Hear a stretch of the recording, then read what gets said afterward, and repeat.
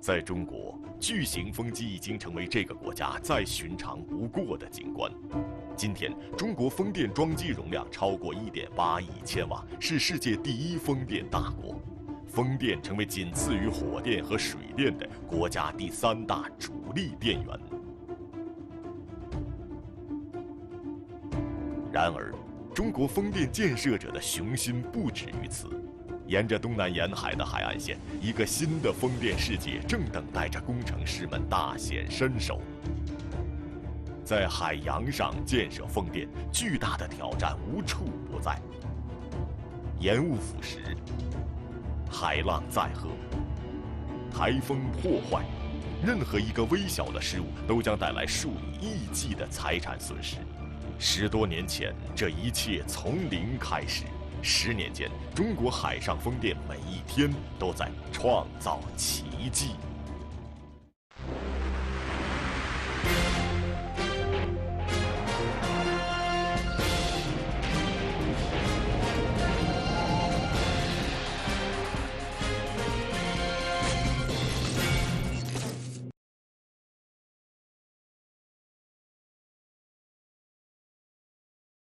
在我身后的这片海面上，竖立着14台海上风机。这些风机啊，全部是由国内外的8家主流风机生产商研发制造的。不管是发电功率，还是对新技术的运用，这儿的每一台风机都可以说是海上风机当中的佼佼者。现在呢，14位非常优秀的风机选手齐聚一堂，他们的任务是什么呢？那就是打擂台。从2017年开始，这14台风机陆续在兴化湾完成安装并网发电。它们每一台的造价上亿元，它们的发电功率远远高于陆上风机。如此顶级配置的风电场，在中国绝无仅有。既然是擂台，就一定有裁判。雷增卷作为兴化湾试验风场的管理者之一，他的任务就是做裁判，保证这些风机能够公平竞赛。当初他们把擂台建立在海上，是因为海上风机代表着风力发电的未来。海上风电对于陆上风电来说，它最大的优势是什么？海上风电有几个特点，一个是海上风电的风力大，风密度大，这个风力比较稳定。我们这个兴化湾海上风电处于台湾海峡的这个最南端，有个峡谷效应非常明显，这是第一个。第二个，它是离复合中心近，不需要长距离大容量的输电线路。第三个是节约资源、节约土地。第四个是这个海上风电是我们最好的清洁能源资源。在接下来的1年中，这14台海上风机将会在兴化湾大显身手。与此同时，雷增卷团队的工程师在控制室中每天24小时全程值守，他们要在这14台风机中选出最后的优胜者。这是我们兴化湾海上试验风电场的这个总控室，也是我们海上试验风电场的擂台赛的裁判室。这里面你看安装了这么多的终端显示器，是把海上风电的数据传输过来之后呢，通过每一个厂家一个显示屏，显示它的风机的运行状况。那么通过这样一个屏幕，我们可以看到整个样机试验风电场的出力情况。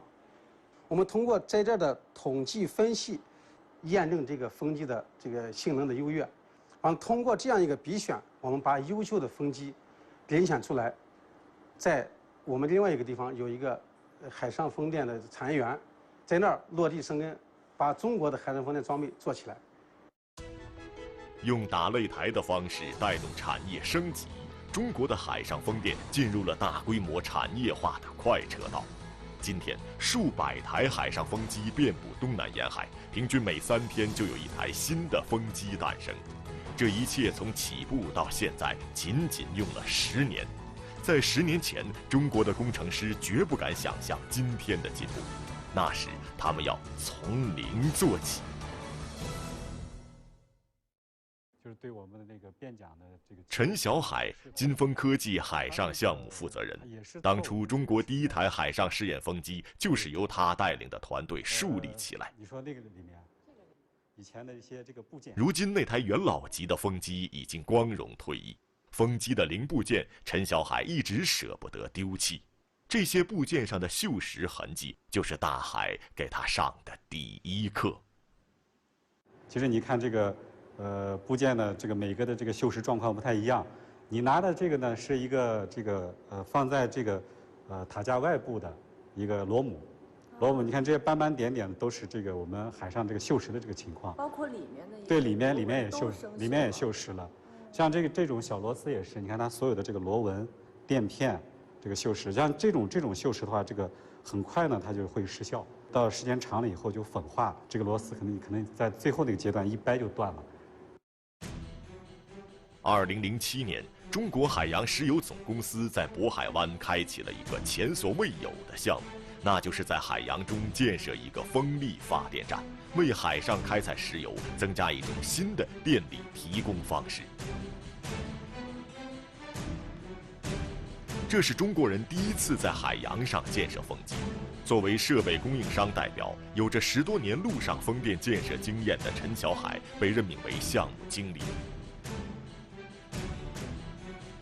原以为这个任务只是把陆上风机搬到海上而已，然而让陈小海始料不及的是，项目刚开始，他们就遭遇到一个异常可怕的风机杀手。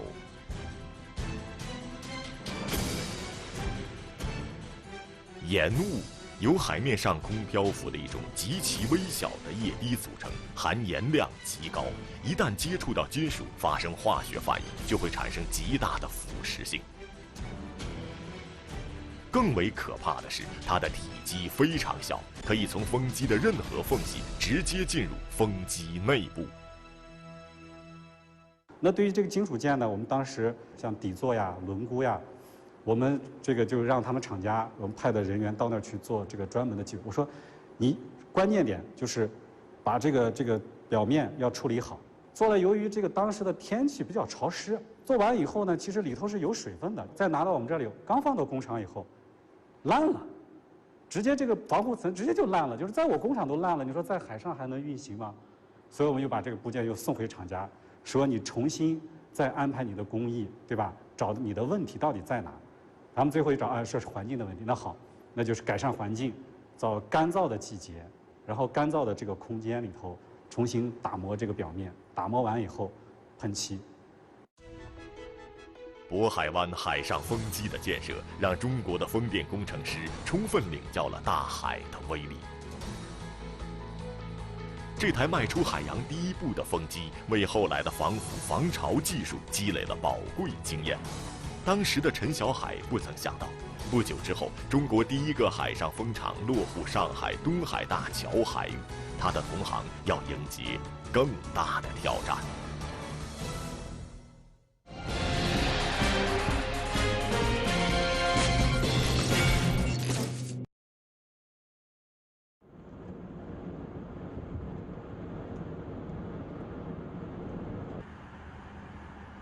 每当张开华乘车经过东海大桥，他的激动心情总是难以抑制。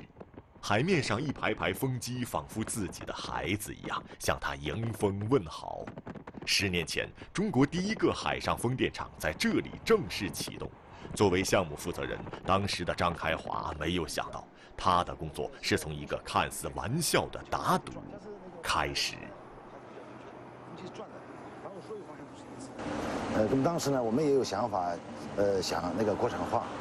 我们当时有一个外方的一个知名公司的一个技术人员，在跟我聊的时候说，他说如果你这个项目不采用国外的设计、制造和施工，纯粹想一开始在第一个示范项目当中做国产化的话呢，可能风险比较大，远远超出你们的预计。他说如果你们真这样做的话，我敢打赌，5年之内你们建不成。如果建成的话，我请你们大家吃饭。当时外国专家的话让张开华很不服气，然而很快他就发现自己要面对的是一个远远超乎想象的巨大挑战。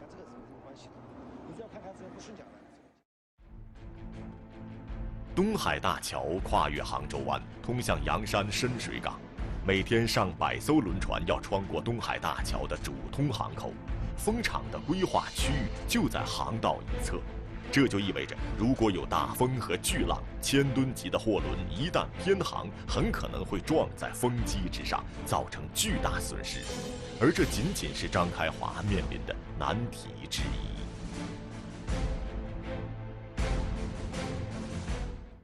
就离我们大桥大概有2公里的位置，有一个 flag 的环球光缆，我们有案可查的，这个光缆里面的那个通路有7000路，那么可以想见，但如果你把它砍断，2天把它抢修成功，你要考虑它的经济损失，7000路的国际的光缆通信出现2天的不通，它的结果是什么？这个损失能达到多少？对，是难以估量。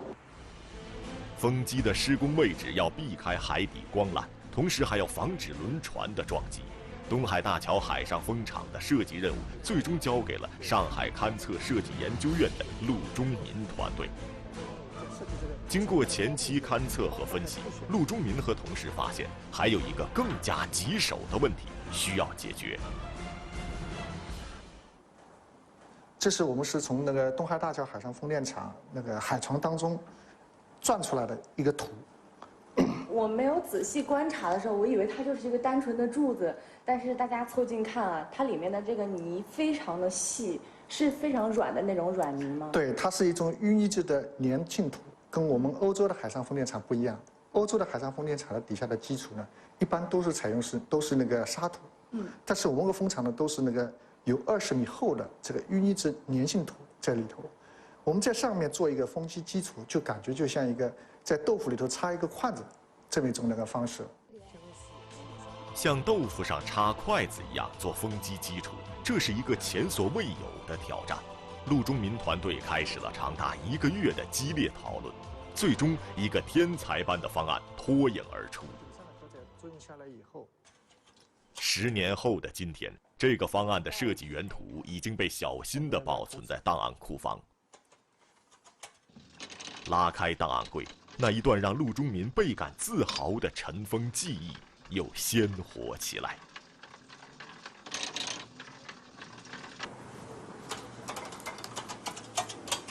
20号。哇，这图纸看着有些年头了。对，我们这个图纸已经有10年的时间了。看，这个就是我们东海大桥海上风电场的风机技术最终的设计图纸。这个结构你看看，像一个什么东西？看不出来。看不出来，像不像我们吃的一个螃蟹？这是我们螃蟹的壳。哦，还真的。然后这个底下8根桩，就像它的脚。陆中民团队设计的风机基础俗称8角螃蟹。首先用8根90米长的钢筒倾斜着打入海床，然后在上面用钢构件和混凝土做成一个稳固的承台。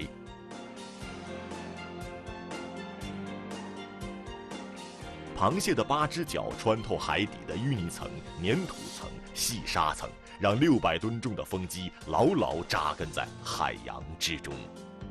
一个1000吨级的航道。除此之外，最为极端的状况，陆中民也要考虑在内。风机的承台必须经过精巧的设计，才能在涨潮和落潮2种情况下都能经受住不同轮船的意外撞击。这个就是我们防撞的护旋，防撞护旋呢，这个是钢的，外面贴了一层橡胶，橡胶呢主要是起对船舶缓冲作用。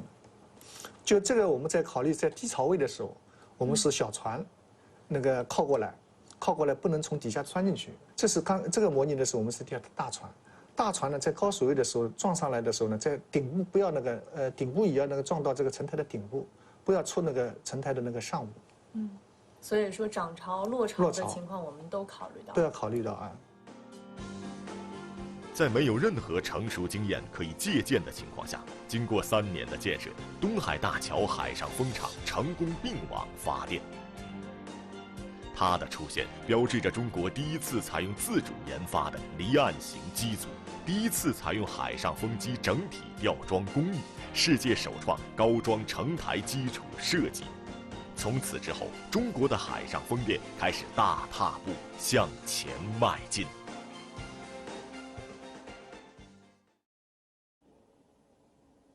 在世界风能协会副主席秦海岩看来，10年间中国海上风电的高速发展，恰逢其时地拉开了一场清洁能源革命的序幕。那中国政府呢，也对全球做出了中央的承诺，到2020年，我们1次能源中，可再生能源要占到15%，这个目标是非常艰巨的。海上风电储量是非常巨大的。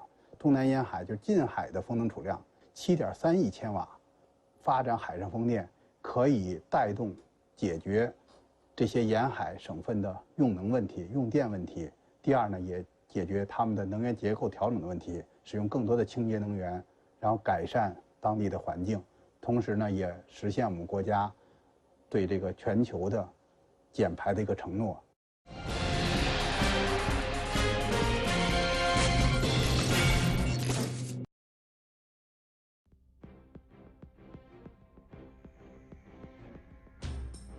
江苏省如东县沿海50公里，是亚洲最大的海上风电场。这里的总装机容量达到180万千瓦，发电量可以供上海200万户家庭使用，并且不会产生任何污染。要保证这些风机正常运转，每隔一段时间，工程师就要登上风机进行常规检查。与他们的外国同行相比，中国工程师面临的问题要复杂得多。1991年，世界上第一个海上风电场在丹麦建成，随后英国、荷兰、瑞典相继拥有了自己的海上风电。和他们相比，中国的海上风电起步晚。在最初阶段，学习欧洲海上风电技术是中国工程师的必备功课。但是有一种特殊情况，永远无法学习。每逢夏季，西太平洋上空经常会形成热带气旋。如果气温持续升高，热带气旋就会越来越强大，最终形成台风。中国东南沿海每年受台风影响超过10次，12级以上的台风经过海上风电场时，所有风机都将面对巨大的风力冲击。这种情况在欧洲的海域极少发生。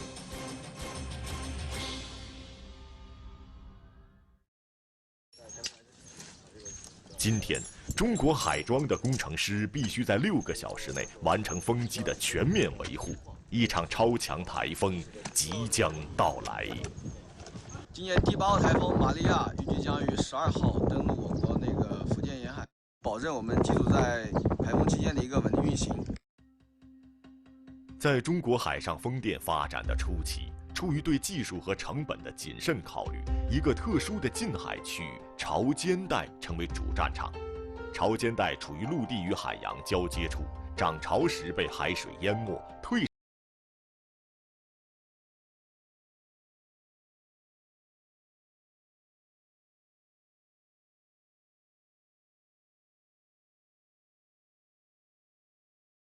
在我身边啊，有一个大家伙儿，您肯定猜不到，其实它是一辆拖拉机。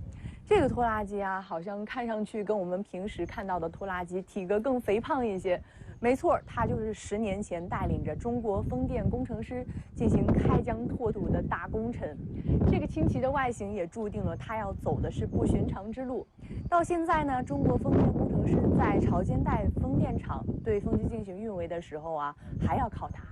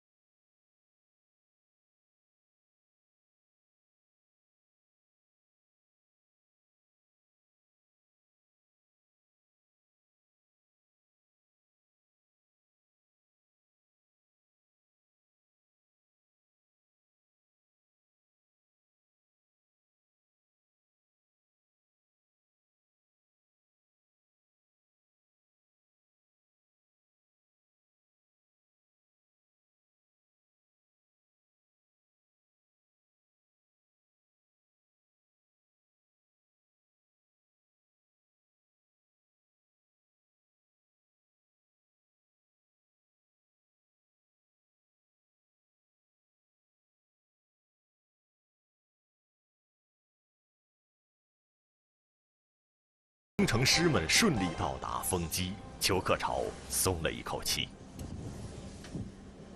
刚才啊，我在来的路上，我看到很多地方的泥土陷得特别深，都快达到我的膝盖了，好吓人呢。对，涨潮之后啊，这个潮水会带走很多泥沙，又把原先的这个路啊都长满了之后啊，就有一层的淤泥。你看的是好像挺吓人的，可能到40-50分，有的是达到70-80公分，但那个下面是特别硬的。为了减少每次运煤任务的风险，裘克潮经常在固定的行驶路线上插几根树枝作为路标。在台风即将到来的时期，除了要避免陷入软泥，他还要时刻警惕另一个可怕的事情出现。那除了辨别路况之外，您带着团队出来，最害怕的一个事情是什么？一个是最大的是怪潮，这个怪潮呢，就是会它提前就是涨潮，时间预测不了。对。那时间预测不了，我们不知道的情况下，正在作业，突然一阵怪潮过来，赶着我们跑，人能跑过这个怪潮吗？人肯定跑不过怪潮。这个怪潮过来的时候啊，不管是怪潮或者涨水的时候啊，它这个时间很快的。8年前，在如东这个最早的风电临时码头，裘克潮第一次接触到风电行业。当时他开的超市就在码头附近，施工人员为了抢工期，经常请他送粮送水。裘克潮的木船和拖拉机成为海上风电发展的特殊见证。这个拖拉机跟我刚才介绍的那个小木船是一对，也是我第一辆拖拉机。当时我为这个车也吃了很多的苦，因为对这个海况这个海上那个路啊，我不太熟悉嘛，因为我不是渔民出身的嘛。哎呦，那时间就是摸着石头过河，就是渔民正常走的道是好的，如果这个风机的立在不是在正常的通海下海通道这个旁边，然后你凭着自己的感觉走，有时候就会走过去淤陷下去的。现场风电维护这帮用维的兄弟们也很给力，那些都是跟着我一起啊，陷的时候都一起下来，然后都帮忙抬扛。台风前的检修顺利完成，裘克潮也要撤离岸边，躲避即将到来的台风袭击。今天，如东沿岸的海上风机已经从潮间带扩展到离岸40公里之外。在接下来的台风期内，这些风机要面对最严酷的考验。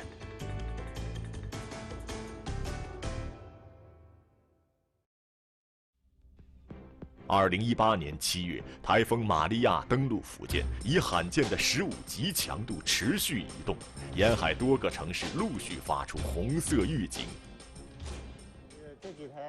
与此同时，远在1800公里外的金风科技北京总部，翟恩地正在和同事监测着福建沿海的风机运行状况。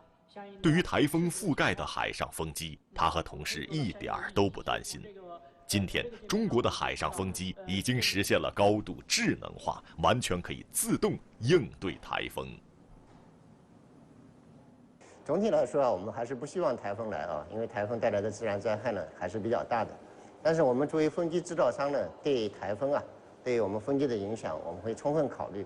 那么某些时候，我们会利用台风呀来多发电或者超发电。那么在特定的范围里边来讲的话呢，对我们风机制造来说，某些台风啊，对我们还有一些发电量的好处。在台风即将到达风机附近海域，风力在每秒30米以下的时候，风机可以利用此时的风力达到满发状态。当台风中心到达风机位置，风力超过每秒30米的速度，风机像刹车一样自动减慢运转速度，最终锁定不动，以免遭受台风破坏。等到台风中心离开风机，风力再一次下降到每秒30米以下，风机又开始自动启动，再一次达到满发状态。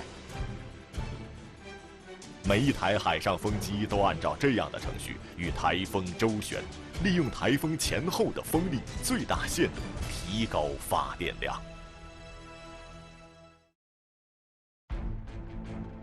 今天，中国的海上风电正在向世界领先水平迈进。短短10年，从第一台海上试验样机到第一个商用风电场，再到潮间带风机，中国的工程师面朝大海，攻克了无数难题，开拓了一个广阔的海上风电世界。